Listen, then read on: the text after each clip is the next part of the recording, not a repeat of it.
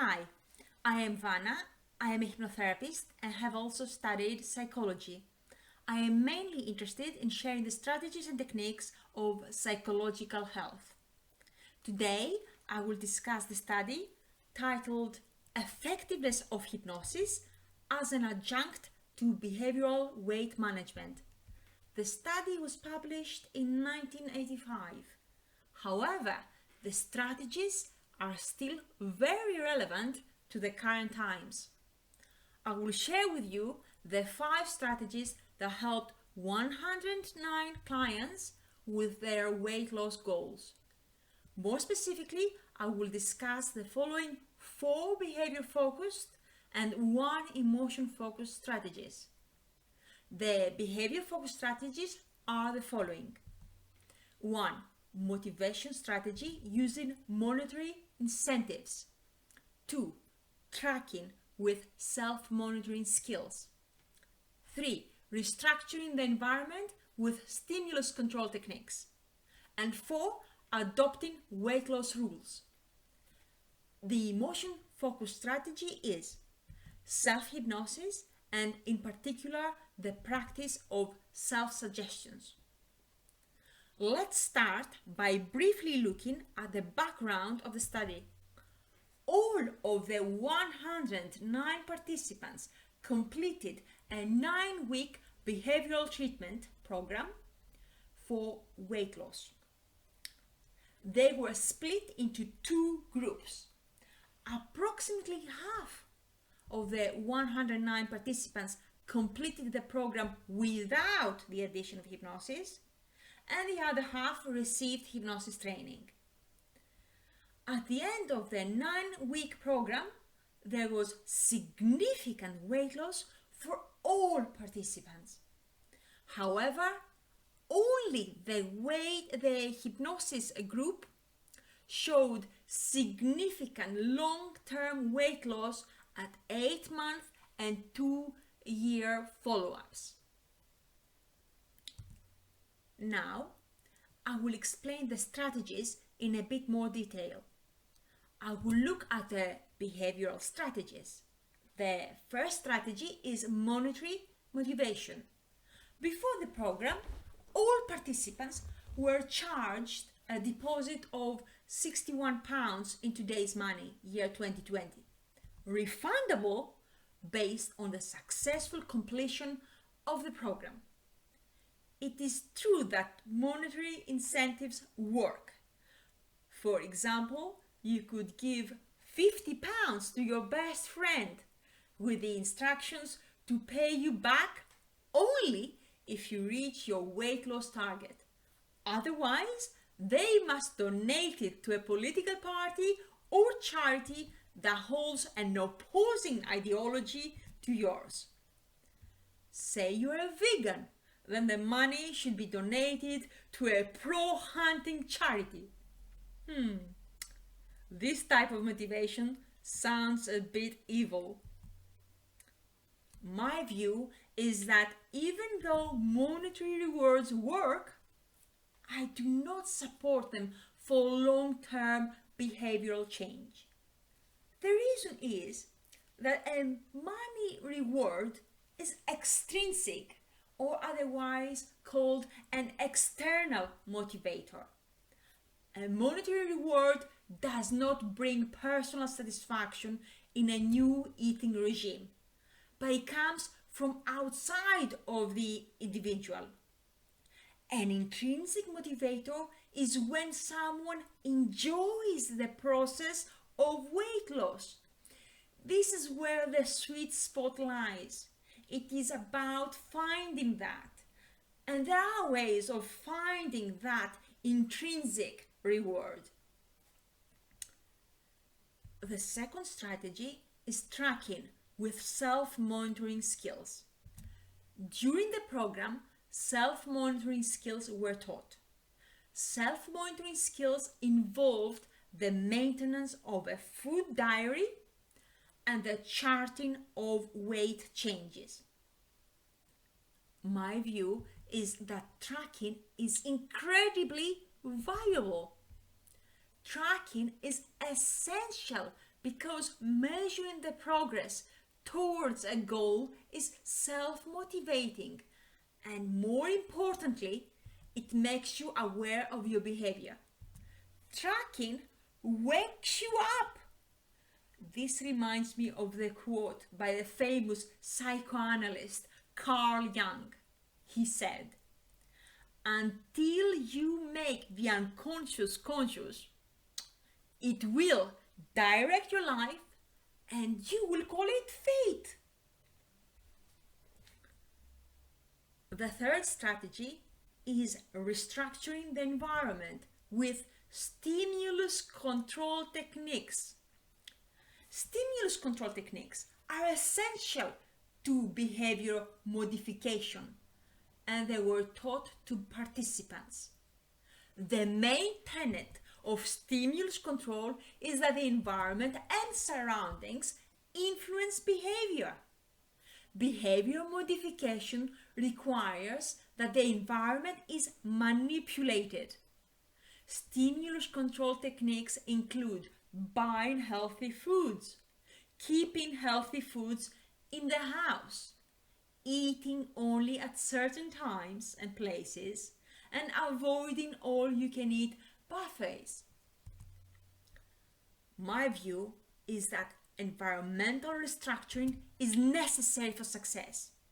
The quote by Dr. Benjamin Hardy is very relevant. He states that if you do not shape your environment, it will shape you. Let's move on to the fourth strategy, the rules. 3 weight loss rules were adopted by the participants.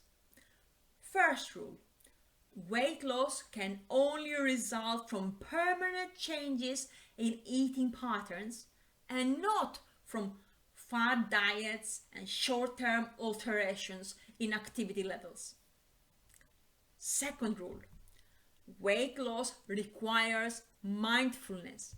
In other words, weight loss requires increased attention to food intake behaviors. For example, eating only when hungry, slowing down food consumption by experiencing each bite of food with all the 5 senses: sight, sound, touch, smell, and taste. Perhaps using chopsticks or a knife and fork to eat hyperpalatable foods, such as chocolate, or counting bites per meal. Third rule: weight loss requires modification of the environmental cues that lead to poor food consumption. Some examples of controlling the cues to food consumption are the use of smaller plates, the preparation of shopping lists, not eating in front of the TV, and avoiding all-you-can-eat buffets. Participants were asked to write down their understanding of the 3 rules, including how their eating habits and weight will be affected. Additional rules were presented if the participants had difficulty in losing weight. The participants were also taught progressive relaxation and were instructed to read the rules in a relaxed state once a day, preferably before a meal.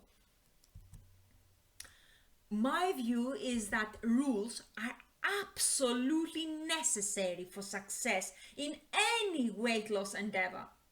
They create consistency and guide eating behavior towards desired results. Promising yourself that you'll try to do better next time is not good enough. The absence of bright line rules means confusion. However, rules need to have a degree of flexibility and should be individualized.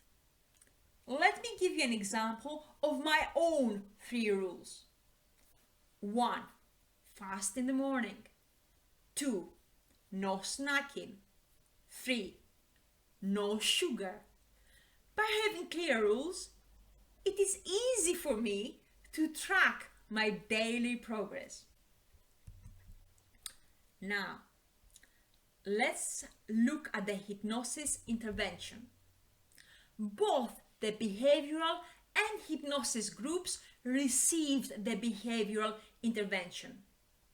However, the participants in the hypnosis group were asked to practice self-hypnosis daily instead of progressive muscle relaxation, preferably before each meal. They were asked to give themselves self-suggestions of the program rules and guide their thoughts to the importance and benefits of the weight loss rules.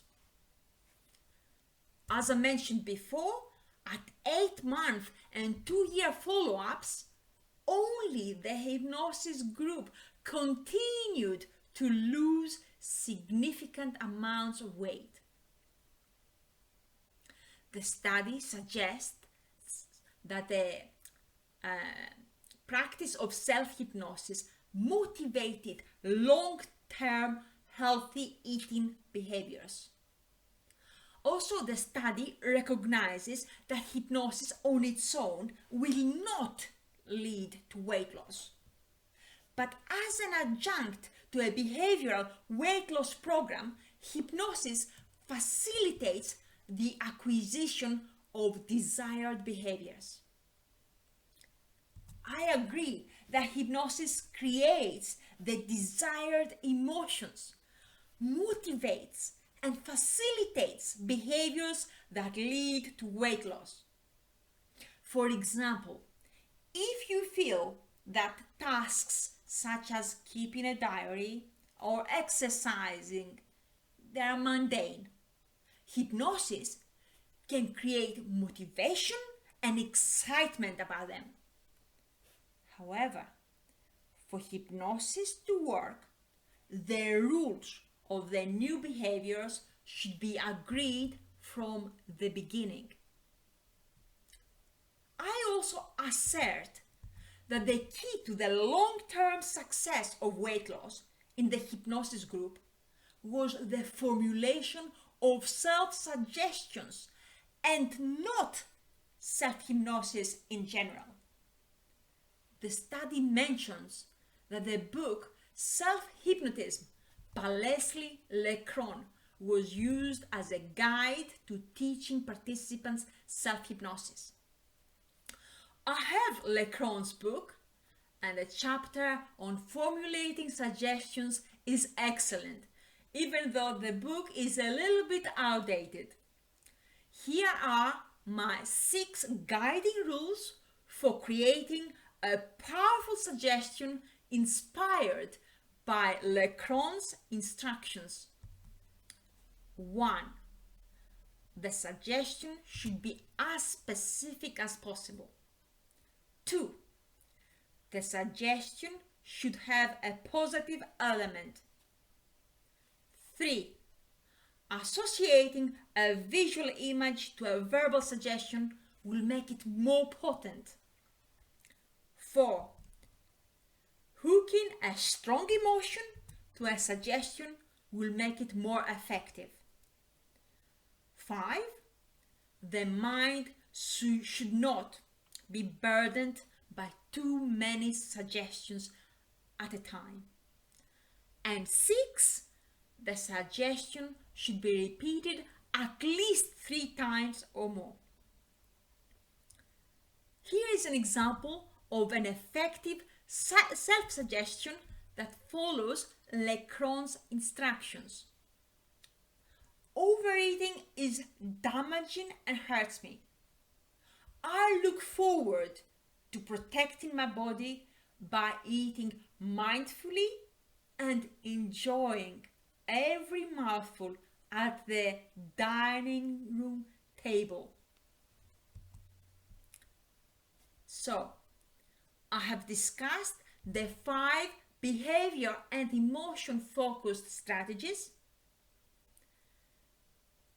the monitoring motivation tracking with self-monitoring skills, restructuring the environment with stimulus control techniques, self-suggestion in self-hypnosis.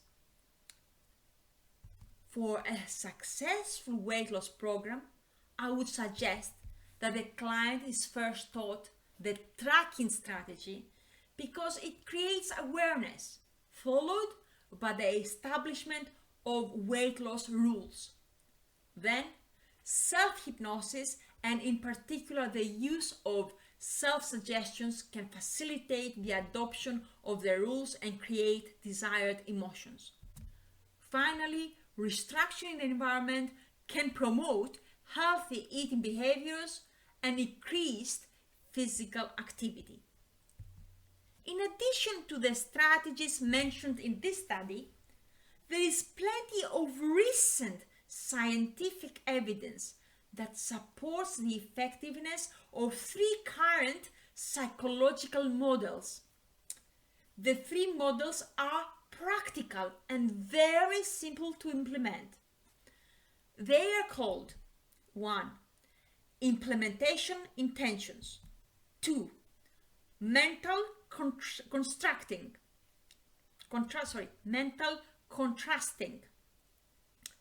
And 3. Tiny habits. These three psychological models can supercharge a weight loss endeavor, and I plan to speak about them in future vlogs. That is all from me. I hope you learned something here today, and thanks for watching. Please like and subscribe and put any thoughts or questions in the comments section below. Bye for now.